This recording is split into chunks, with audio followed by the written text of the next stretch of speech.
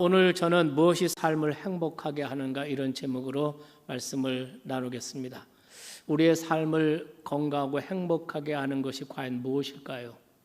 부와 명예일까요? 아니면 시와 음악일까요? 여러분은 어떤 답을 가지고 계십니까?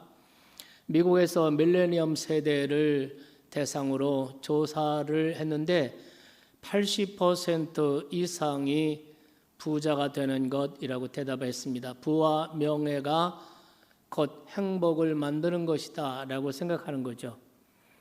여러분도 이와 비슷한 생각을 하지 않으시나요? 부와 명예가 있으면, 소유하면 행복은 따라오는 것, 이런 생각 말입니다. 최근에 저는 아주 재미있는 보고서를 하나 봤습니다. 성인 발달에 관한 하버드 연구, 이런 보고서였는데요.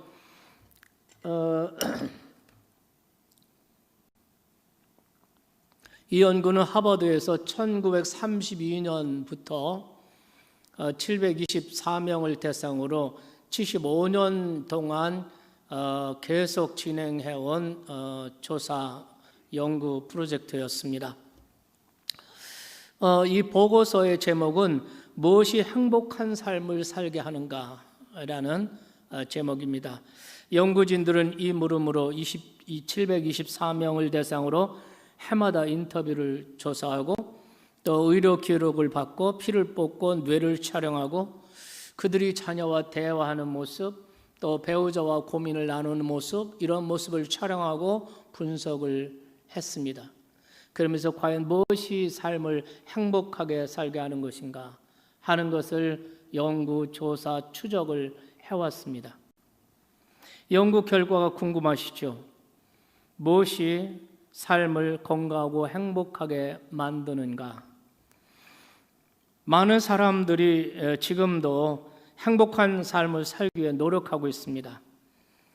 대부분의 사람들은 돈을 많이 소유하는 것, 또는 유명해지는 것, 또는 자기가 원하는 것을 성취하는 것, 그것이 바로 행복을 가져올 것이라고 생각하고 대부분의 사람들은 그것을 위해서 열심히 노력하고 애쓰고 힘쓰며 살아가고 있습니다. 연구 대상이 되었던 724명도 다 이런 생각을 하면서 열심히 공부하던 1932년도 당시에 하버드 2학년생들이었습니다. 그 중에 미국 대통령이 한 명 나왔고 지금까지 60여 명이 생존해 있다고 합니다. 여러분, 75년이라는 장기간의 이 연구를 통해 연구진들은 과연 어떤 결과를 얻었을까요? 이들이 연구에서 얻은 가장 분명하고 확실한 메시지는 바로 이것이었다고 합니다. 이 긴 연구 기간이기 때문에 그동안 책임자가 4번 바뀌었는데요. 마지막 책임자였던 로버트 윌딩거는 이렇게 말합니다. 젊은 시절은 부와 명성 그리고 높은 성취를 추구해야 행복한 삶을 살 수 있다고 생각한다. 사회 역시 우리에게 열심히 일하고 노력하라고 말한다. 하지만 75년 동안 하버드생 724명의 인생을 추적해온 결과 우리의 삶을 건강하고 행복하게 만드는 것은 바로 좋은 관계였다. 부와 명성이 아니었다는 것입니다. 좋은 관계가 그들의 삶을 행복하고 건강하게 만들었다는 거죠. 그리고 이 연구진들이 2가지를 발견합니다. 좋은 관계를 이루기 위해서, 좋은 관계를 위해서 중요한 것이 2가지 있다. 하나는 사회적 연결, 이것이 중요하다고 말했습니다. 가족, 친구, 그리고 공동체와 긴밀하게 연결되어 있는 사람일수록 더 행복하고 더 건강하고 더 오래 살았다는 거죠. 반면에 고립되어 있는 사람들, 단절되고 고립되어 있는 사람들은 덜 행복했고 빠른 속도로 건강이 약화되었고 뇌 기능도 일찍 저하되더라. 그래서 고독, 외로움은 죽음에 이르는 병이라고 어떤 철학자가 말한 것 같습니다. 최근에 사이코지만 괜찮아 이런 드라마를 보았습니다. 드라마 속에는 정신적으로 크고 작은 상처와 아픔을 가진 이웃들이 등장합니다. 이 드라마는 그런 사람들이 외로워서 치유받고 싶어서, 너무 외로워서 치유받고 싶어서, 혹은 이 성인 아이들의 이 아이의 모습을 벗고 어른으로 성장하고 싶어서 사랑의 온기를 찾아 힘겹게 손을 뻗어오는 우리의 이웃들의 모습을 우리가 발견할 수가 있습니다. 아무리 감정이 메마르고 감정이 없는 사람이라 할지라도 느끼는 감정이 있다는데 그것이 외로움이라는 거죠. 그래서 외로움을 채워줄 사랑의 온기를 찾아 더듬는 것이 인간의 본능이라고 말할 수 있습니다. 오늘날 많은 사람들이 이런 외로움을 호소하고 있습니다. 사람들 틈에서 외로움을 느끼는 사람들이 많습니다. 많은 친구들, 많은 이웃들, 많은 동료들 가운데 군중 속에서 외로움을 느끼는 것입니다. 그래서 이 연구지들은 이 연구를 통해서 발견한 것이 좋은 관계를 위해서는 관계의 질 또한 중요하다, 이렇게 발견한 것입니다. 친구의 수는 중요하지 않습니다. 중요한 것은 관계의 질입니다.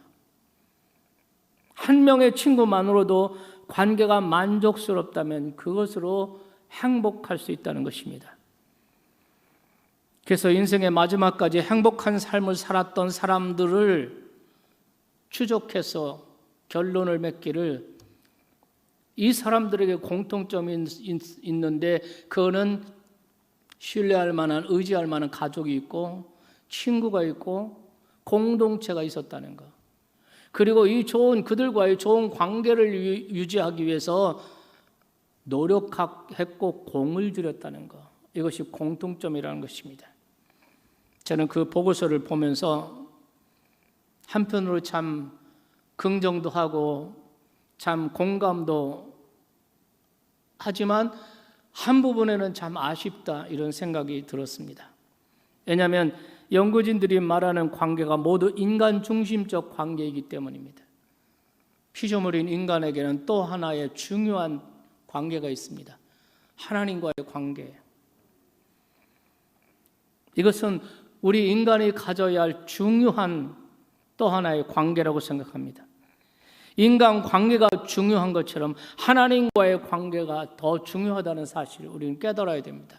왜냐하면 하나님과의 바른 관계가 인간 관계를 진정으로 성숙시킬 수 있기 때문입니다. 비록 인간 관계가 뒤틀렸고 단절도 깨졌다 할지라도 하나님과의 바른 관계가 회복되면 그 모든 관계들이 다시 살아나고 복원되고 회복된다는 것입니다. 뿐만 아니라 하나님과의 바른 관계 속에서 우리는 하나님으로부터는 평안함과 담대함을 얻게 되고 그것으로 이 세상의 많은 어려움들, 문제들을 극복해 나갈 수 있다는 것입니다. 이 문제에 대해서 여러분 예수님의 말씀 한번 들어보시겠습니까? 요한복음 14장 27절에 평안을 너에게 주노니 곧 나의 평안을 너에게 주노라. 내가 주는 것은 세상이 주는 것 같지 아니하다. 너희는 마음에 근심도 하지 말고 두려워하지도 말라. 여기서 예수님께서는 나의 평안을 너에게 주겠다고 했어요. 나의 평안, 주님의 평안. 그 평안은 도대체 어떤 평안일까? 주님의 평안은 도대체 어디서 오는 것일까? 여러분, 주님 안에 있던 그 평안, 그 기쁨, 그 평안함이 어디서 오는 것일까요? 바로 하나님 아버지와의 바른 관계 속에서 오는 평안이었음을 믿으시기 바랍니다. 이 사실을 우리에게 잘 보여주는 성경 구절이 있습니다. 요한복음 17장 27절입니다. 이렇게 주님은 기도하십니다. 아버지여, 아버지께서 내 안에 내가 아버지에 있는 것 같이 그들도 하나가 되어 우리 안에 있게 하시고, 이런 기도를 하십니다. 아버지께서 내 안에, 내가 아버지 안에, 하나님과의 관계를 잘 나타내는 것입니다. 예수님은 언제나 하늘 아버지와 바른 관계 속에서 하늘 아버지와 하나이셨습니다. 믿으시면 아멘 합시다. 예. 그런데 중요한 거, 그런데 복음서에 보면 예수님께서 이런 말씀을 하시죠. 내 마음이 고민하여 죽게 되었으니 너희 여기서 머물러 나와 함께 깨어있자, 이렇게 말씀하십니다. 여러분, 이상하지 않습니까? 주님이 평안을 가지셨는데 그 나의 평안을 말씀하신 예수님께서 걱정도 불안도 없어야 하는 것 아닙니까? 그런데 내가 고민하여 죽게 되었다, 이렇게 말씀을 하십니다. 도대체 이것은 무슨 말씀입니까? 주님이 말씀하신 주님의 평안이라는 것은 무엇을 말합니까? 여러분, 주님의 평안은 걱정도 불안도 두려움도 고민도 생기지 않는 그런 평안을 말하는 것이 아닙니다. 이 세상에서는 누구나 어떤 사람이나 다, 믿는 사람이나 믿지 않는 사람이나 똑같이 불안하고 두려움하고 고민하고 걱정거리가 있고 그렇습니다. 그럼 예수님이 말씀하신 나의 평안이라는 것이 도대체 무엇입니까? 이 모든 걱정거리, 불안, 두려움, 이 모든 고민을 이기는 평안을 말씀하신 줄 믿으시기 바랍니다. 예수님은 고민하셨습니다. 자기 안에 불안과 걱정이 일어나고 고민이 생기고 이럴 때 예수님께서는 이것을 어떻게 하셨습니까? 하나님께 나아가 기도하셨습니다.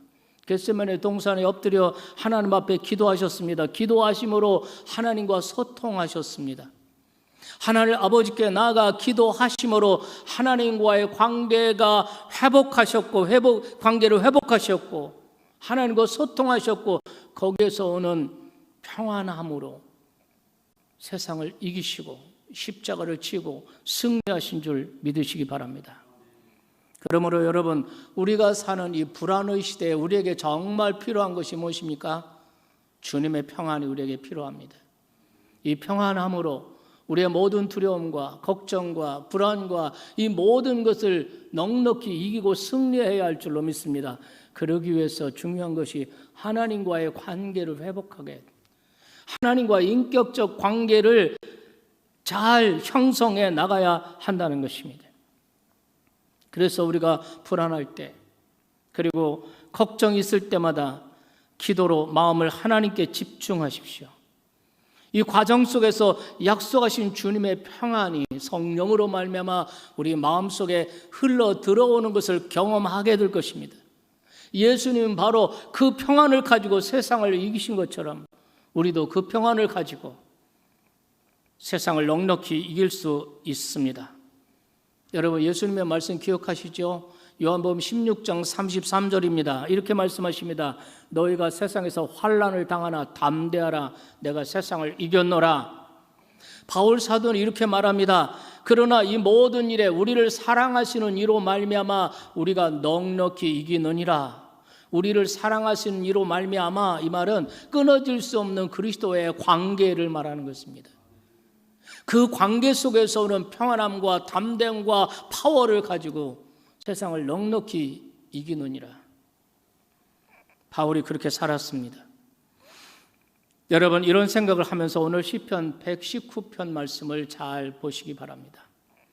오늘 제가 이 말씀을 오늘 이 시대에 이 상황 가운데서 여러분과 나누게 된 이유는 이 말씀 속에 우리가 지금 오늘 처한 상황과 형편들이 잘 나타나 있습니다. 뿐만 아니라 이런 상황을 어떻게 극복할 수 있는지, 극복할 수 있는 길이 잘 나와 있습니다. 우선 시편 119편 오늘 본문을 보면 이 시인이 지금 처한 상황과 형편이 어떻게 되어 있습니까? 25절 보십시오. 내 영혼이 진토에 붙어 싸우니, 먼지 구덩이 속에 빠져 있다는 것이죠. 28절 말씀에 보시면 나의 영혼이 짓눌림으로 말미암아 녹아 싸우니, 영혼이 녹아버렸어요. 정말 절망의 상태, 낙심의 상태입니다. 무엇 때문에 이런 상황에 빠졌는지는 모르지만 지금 시인이 처한 상황은 더 이상 내려갈 수 없는 밑바닥 상태, 먼지 구덩이에 빠져 있다는 것입니다. 이 말씀이 남의 이야기가 아니라 바로 우리들의 이야기라고 생각합니다. 우리의 현재와 미래를 알 수 없는, 그야말로 우리는 불확실한 시대를 살아가고 있습니다. 우리의 현재도 모릅니다. 지금 도대체 무슨 일이 일어나고 있는지. 우리가 많은 매스미디어를 통해서 뉴스를 듣고 텔레비전을 보지만, 그러나 도대체 지금 무슨 일이 일어나고 있는지, 그리고 앞으로 어떤 일이 일어날지, 현재와 미래가 알 수 없는 불확실성의 시대에 우리가 살고 있습니다. 1977년에 유명한 경제학자 존 갤브리스 교수가 불확실성의 시대라는 책을 냈습니다. 하버드의 경제학 교수입니다. 이분은 이 책에서 아담 스미스 이후로 약 200년 동안 레닌과 또 마르크스 레닌에 이르기까지 지나온 200년 동안의 경제 사상가들을 소개하는 것입니다.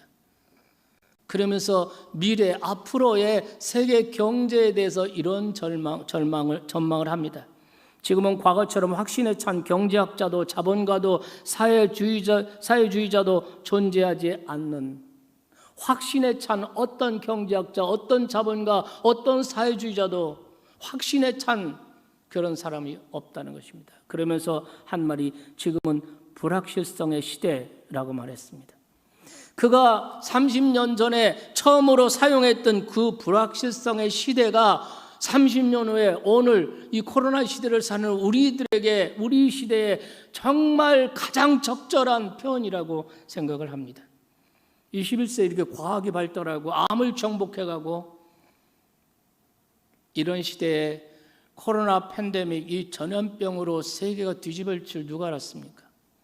이 코로나 팬데믹 이렇게 길게 수백만 명의 사람의 생명을 앗아가고 세계 경제를 멈춰버리게 하고 이 보이지도 않는 바이러스가 세상을 이렇게 바꿔놓을 줄 누가 알았습니까?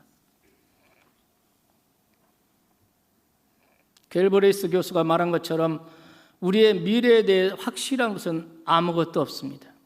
그러므로 이런 시대에 우리는 우리 자신의 삶에 대해서 겸손한 태도를 가질 필요가 있습니다. 내 삶을 내 마음대로 경영할 수 있다는 교만한 생각을 이제는 내려놓고 이제는 창조주 하나님께로 돌아서야 한다. 이제는 하나님께로 돌아와야 한다. 자, 이렇게 시인은 정말 불확실한 상황 속에 있습니다. 영혼이 진토에, 그리고 영혼이 눌려서 녹아버렸습니다. 정말 밑바닥 먼지 구덩이에 절망 가운데 놓여있는 이 시인은 과연 어떻게 이 자신의 문제를 풀어가고 있습니까? 오늘 쭉 읽은 말씀이 뭡니까? 이 시인의 기도 아닙니까? 하나님께로 나오는 것입니다.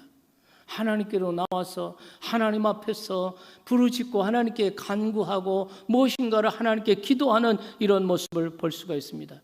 그러면서 하나님과의 바른 관계를 맺어가요. 하나님과의 인격적 관계를 회복해 나갑니다. 그래서 저는 이 말씀을 통해서 하나님과의 인격적 관계를 맺는 세 가지 단계, 하나님과 인격적 관계를 설정하기 위해 꼭 거쳐야 하는 중요한 세 가지 단계를 발견했습니다.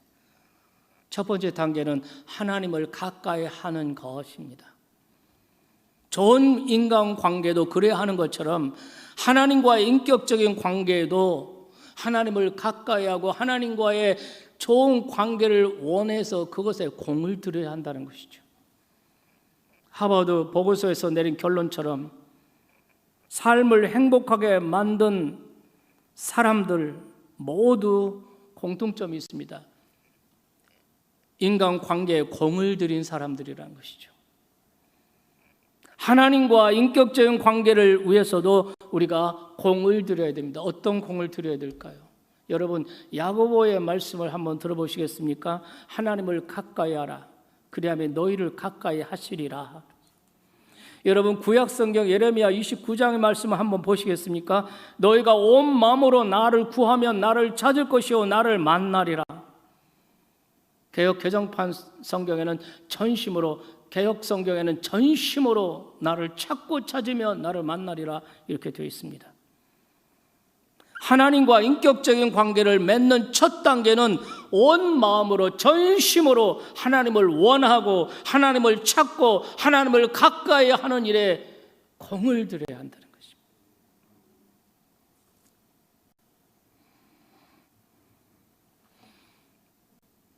코로나19가 전 세계적으로 퍼져나가 있습니다.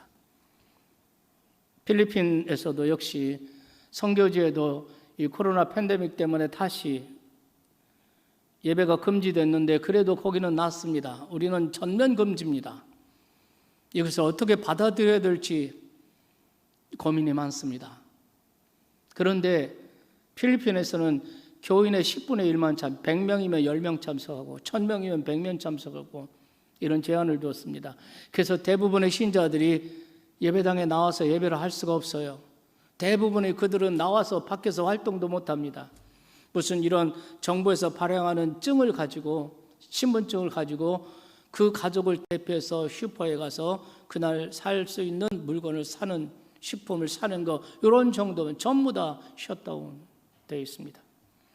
이런 상황에서 정말 허송세월하고 보낼 수 있고 의기소침해서 보낼 수 있고 불안과 두려움 가운데 보낼 수 있었는데, 우리 선교사님들이 정말 지혜를 발휘해서 성도들에게 성경 쓰기를 해본 겁니다. 성경 쓰기, 성경 읽고 성경을 쓰고 그러면서 기도하고 하나님과 가까이 하는 시간을, 그 무료한 시간, 의미 없는 시간으로 그렇게 활용해 버린 것입니다. 한번 보실까요? 사진 몇 장이 왔는데 제가 여러분께 잠시 나누겠습니다.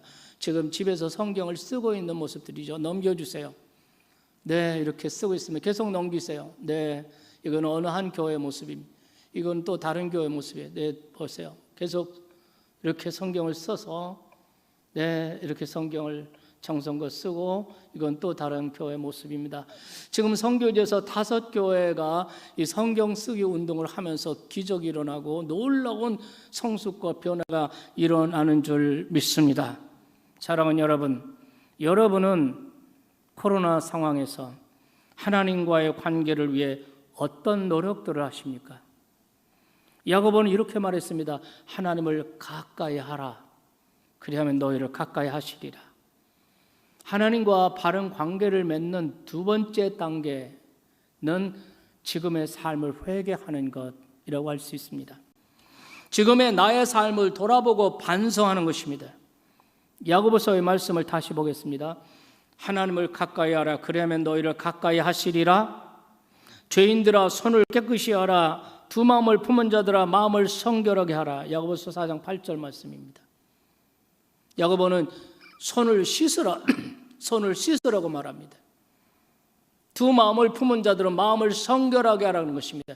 지금의 죄와 죄된 생활에서 단절하라는 것입니다. 여러분, 시편 119편의 시인의 고백을 한번 들어보십시오. 26절에 이렇게 말합니다. 26절 보시겠습니다. 내가 나의 행위를 아뢰매 주께서 내게 응답하셨사오니.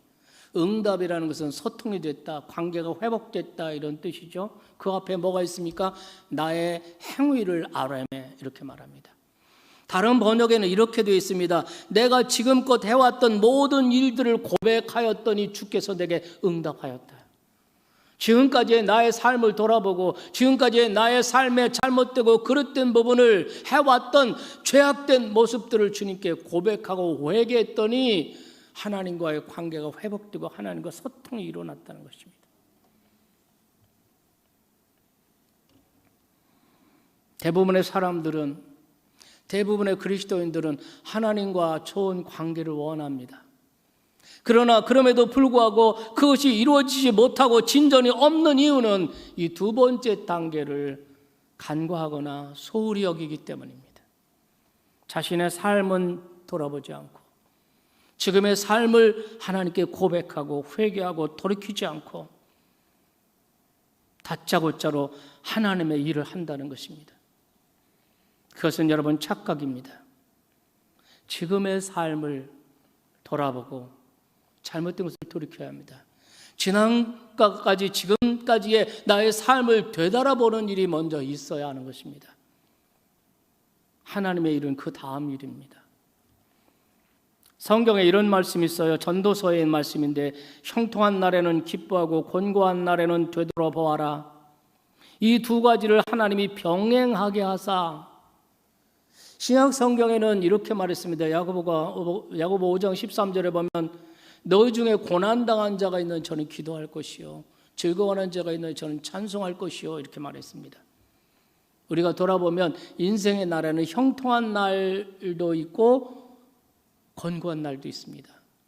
고난을 당하는 고난의 시간들도 있고 기뻐하고 감사하는 찬송하는 시간도 있습니다. 즐거워하는 시간도 있습니다. 왜 이렇게 하나님께서 하실까요? 왜 형통한 일만 주시지 않고 왜 공고한 날을 허락하실까요? 왜 이 두 가지를 병행하시는 것일까요? 여기 하나님의 지혜가 있고 하나님의 섭리가 있습니다. 전도서 기자는 이렇게 말한 것입니다. 우리에게 권고한 날이 있을 때, 공고한 시간을 지날 때, 우리에게 고난이 있을 때, 그때는 잠시 삶을 멈추고 자기 자신을 되돌아보라는 것이죠. 그래서 형통한 날에는 기뻐하고 권고한 날에는 되돌아보아라. 공고한 시간들을 보낼 때 그때 우리는 하나님 앞에서 자신의 삶을 되돌아보는 것이 필요하다는 것입니다.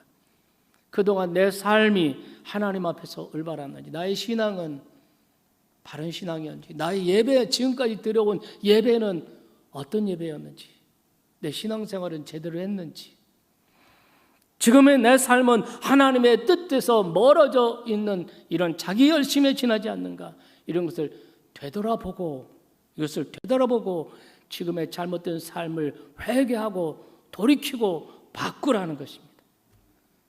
이것이 하나님과 좋은 관계를 형성하는 두 번째 단계, 절대로 간과해서는 안 되는 관계라는 것을 우리가 기억하시기를 주의 이름으로 축원합니다.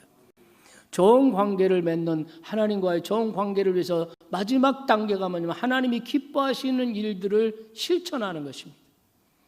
여러분은 하나님이 기뻐하신 일들이 어떤 일들이라고 생각하십니까? 예수님께 사람들이 물었습니다. 우리가 어떻게 하여야 하나님이 기뻐하시는 하나님의 일을 할 수 있습니까? 이 질문은 지금부터 2000년 전에 사람들이 예수님께 질문했던 것입니다. 그런데 이 질문은 지금도 많은 사람들이 질문하고 있습니다. 이 질문을 하고 있습니다. 어떻게 해야 하나님을 기쁘시게 하는 일입니까? 무엇이 하나님의 일입니까? 무엇이 하나님을 기쁘시게 하는 하나님의 일입니까? 우리가 무엇을 하여야 하나님을 기쁘시게 할 수 있습니까? 사람들이 착각하는 것이 하나 있습니다. 우리가 어떤 일을 행해야 하나님이 기뻐할 것이라고 생각하는 것입니다. 그것은 인간들의 착각입니다. 예수님은 이 질문에 대해서 전혀 다른 말씀을 주셨습니다. 요한복음 6장 29절에 하나님께서 보내신 일을 믿는 것이 하나님의 일이니라. 이 말씀을 두 가지로 해석이 가능해요. 첫째로 이 말씀은 예수님을 영접하고 예수님을 믿는 것이 그것이 무엇보다 가장 하나님을 기쁘시게 하는 하나님의 일이다. 아주 직접적인 설명이죠. 그러나 이런 설명도 가능합니다. 우리가 하나님이 보내신 예수님을 영접하고 예수님을 믿으면 하나님이 기뻐하시는 하나님의 일이 무엇인지 알게 되고 이해하게 되고 결과적으로 그 일을 행하게 된다는 것입니다. 그러니까 예수님을 믿는다, 이 말은 단순히 믿음을 가리키는 것이 아니라 구체적으로 예수님의 말씀을 이해하고 그 말씀을 깨닫고 그 말씀을 행하는 것을 예수님을 믿는다, 이렇게 말하는 것이죠. 단순히 지식적으로 인정하고 지식적으로 확신하는 것이 아니라 자기의 인격, 자기의 삶을 완전히 바꿔서 그 말씀에 순종하고 그 말씀을 따르는 것을 의미하는 것입니다. 여러분, 예수님께서 하신 말씀 기억하십니까? 요한복음 8장 31절입니다. 그러므로 예수께서 자기를 믿는 유대인들에게 이르시되 너희가 내 말에 거하면 참 내 제자가 되고 너가 진리를 알지니 진리가 너희를 자유케 하리라. 아주 유명한 말씀이에요. 여기서 예수님 말씀하십니다. 너희가 내 말에 거하면, 너희가 내 말에 거하면, 이런 말씀이에요. 제가 원어를 찾아보니까요, 이런 말입니다. 내 말에 거하면, 이 말은 예수님의 말씀 안에, 그리고 그 말씀을 따라 살기로 결심하는 것을 의미합니다. 그러니까 예수님께서는 예수님의 말씀과 예수님 자신을 결코 분리하지 않으셨어요.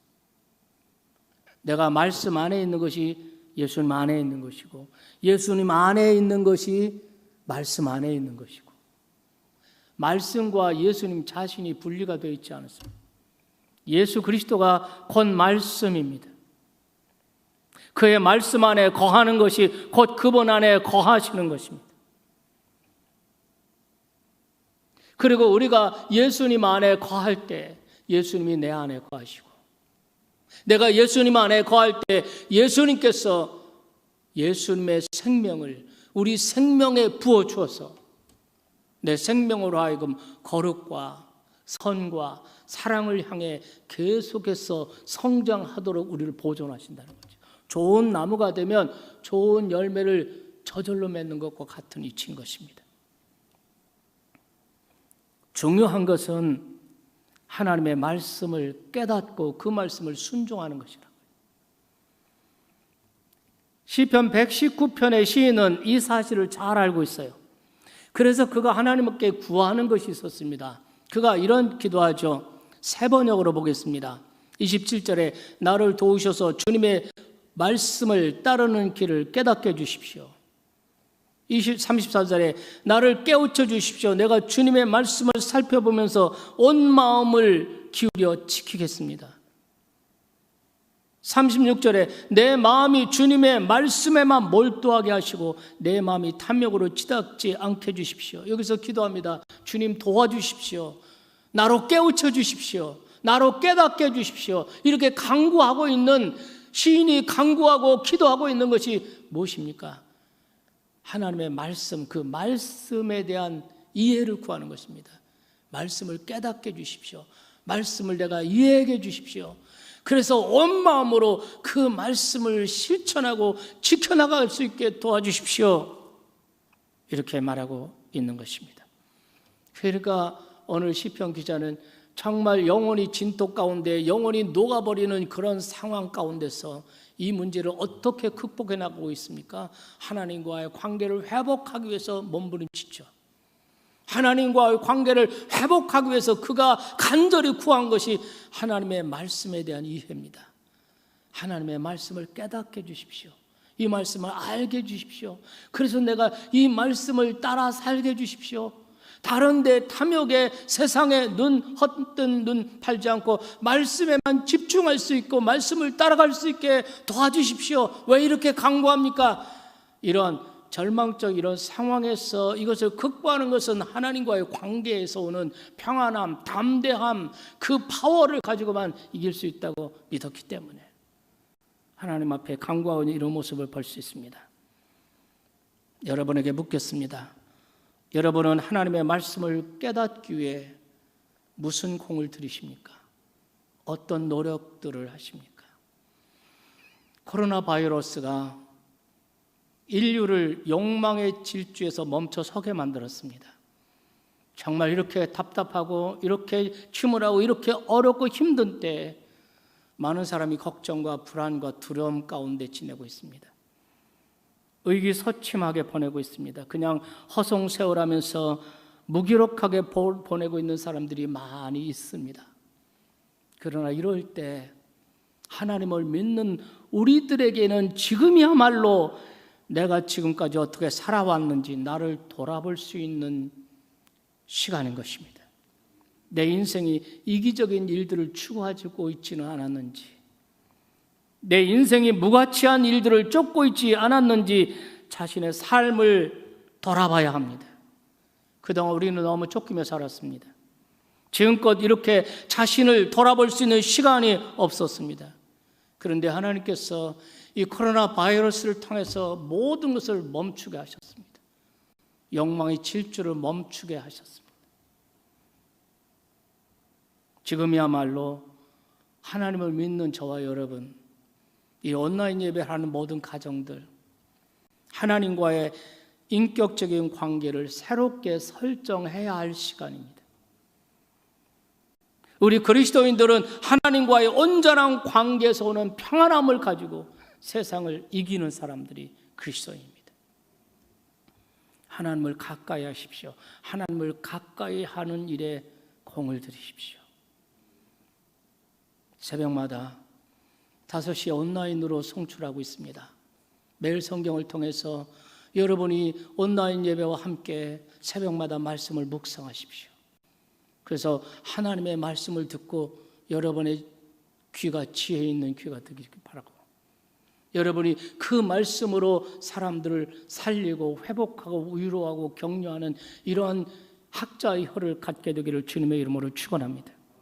지금까지의 우리의 삶을 되돌아보면서 공고한 날에는 자기의 삶을 돌아보아라. 공고한 날에는 자기의 삶을 되돌아보라. 우리의 삶을 지금까지 되돌아보고 잘못된 것, 그릇된 것, 원치 않는 하나님 뜻에서 멀어졌던 모습들, 껍데기는 있는데 내용, 알맹이, 생명은 없어진 것, 입술로는 하나님을 가까이 하는데 마음에는 하나님을 경외함이 없어진 것,